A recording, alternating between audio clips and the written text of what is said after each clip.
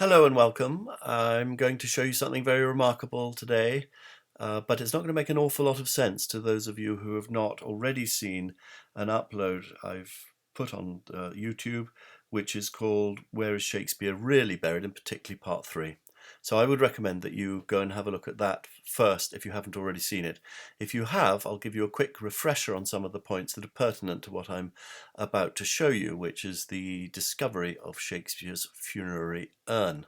What you're looking at here is the letter T, sacred for its associations to the Trinity. It's 3 points, and of course, as we know, the Tau cross of Jesus. If you join the 3 points together at their fastest root, you get yourself an upside down triangle. 3 T's, as you will know if you've seen those uploads I'm talking about, are the sacred symbol of the triple Tau, known as the clavis ad thesaurem, the key to the treasures, and it was upon this very key to the treasures that we managed to find exactly where Shakespeare was buried, the very spot within Westminster Abbey, as it helps to validate the encryption of the Shakespeare Sonnets dedication, the triple Tau. So I hope you're remembering some of these things, remembering also that the triple Tau, despite its name, actually consists not of 3 but of 4 T's. There's the 3 obvious T's, one to left, one to right, and the top one. And of course there is the upside down T hidden in the very center there, known as the quad Tau, the 4th T of the triple Tau. And you may remember that we've identified Edward de Vere as that upside down T, which seems a bit odd, but that is what we've managed to do.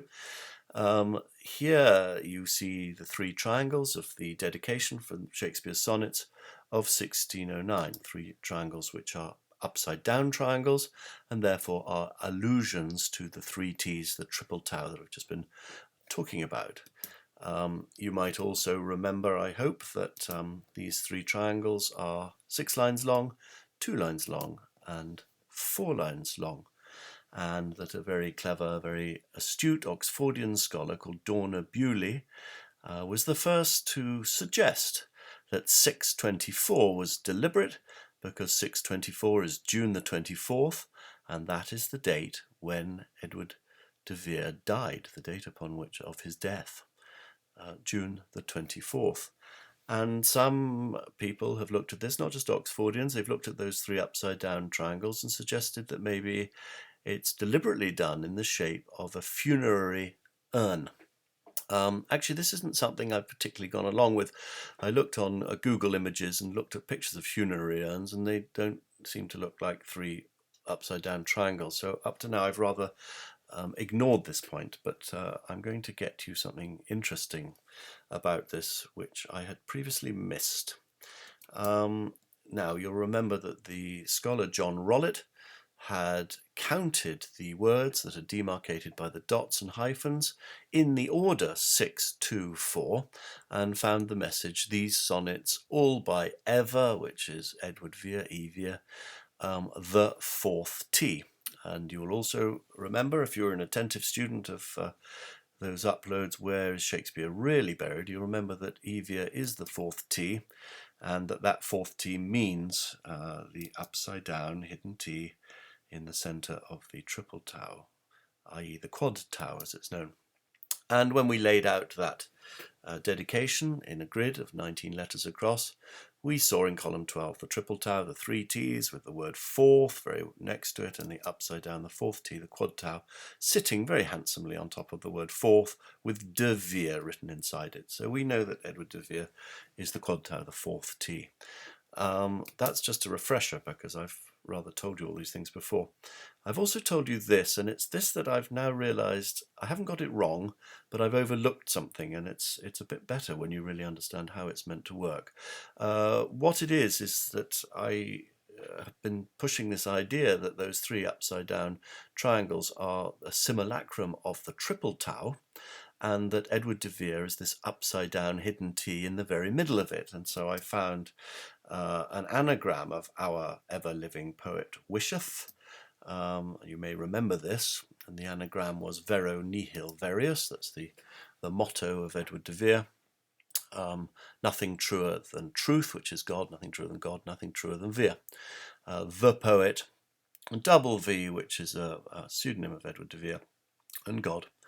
Vero nihil verius. Now, I'm not, as I say, I'm not rolling back on this at all, but I've overlooked something, and I want to show you what it is that I've overlooked and how important it is. So we put that back to represent the three T's. Now, the key point that I was saying is that Edward de Vere is the hidden upside down T.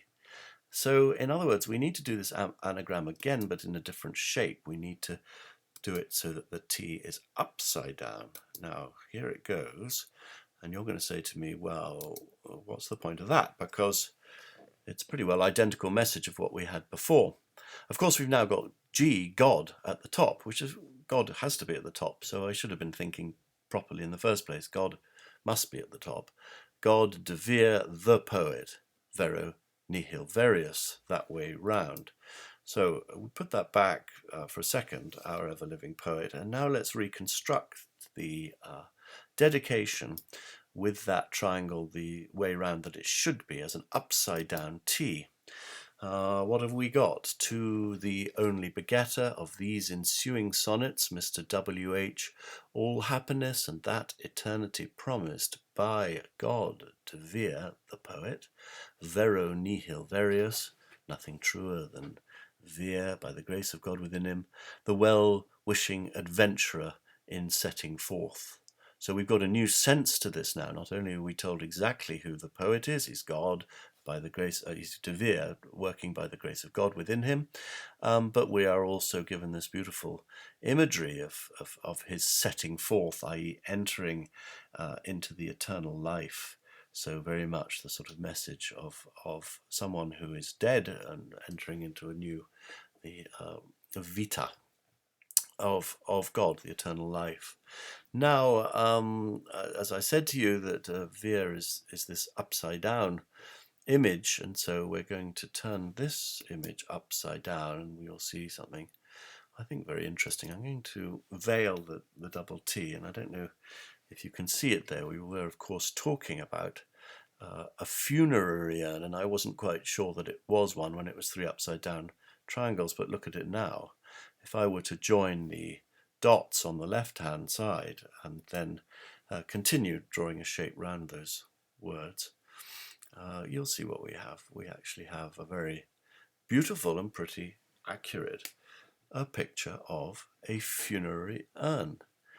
Don't forget then we had 624 originally. That's the date of Edward de Vere's death, June the 24th.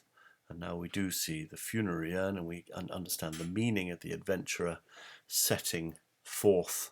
So I hope you're pleased. We have now found Shakespeare's Funerary Urn, and I wouldn't be at all surprised if one day, when excavations happen underneath the monument in Westminster Abbey to Shakespeare, where we know he's now buried, if we don't find an urn looking probably very much like this one standing on its plinth. So I hope you've enjoyed this. I hope it makes sense. And once again, if it doesn't, then please refresh yourselves with the upload that I've done, Where is Shakespeare Really Buried, particularly part 3. And once again, please do subscribe if you're enjoying these. It really helps. I've got a book coming out, and it'll help to seduce the publishers that they can see that quite a lot of people are interested in what's going on online. So press subscribe, and there's a little bell next to it, and you'll get regular updates of what I'm up to and the discoveries being made. Thank you so much.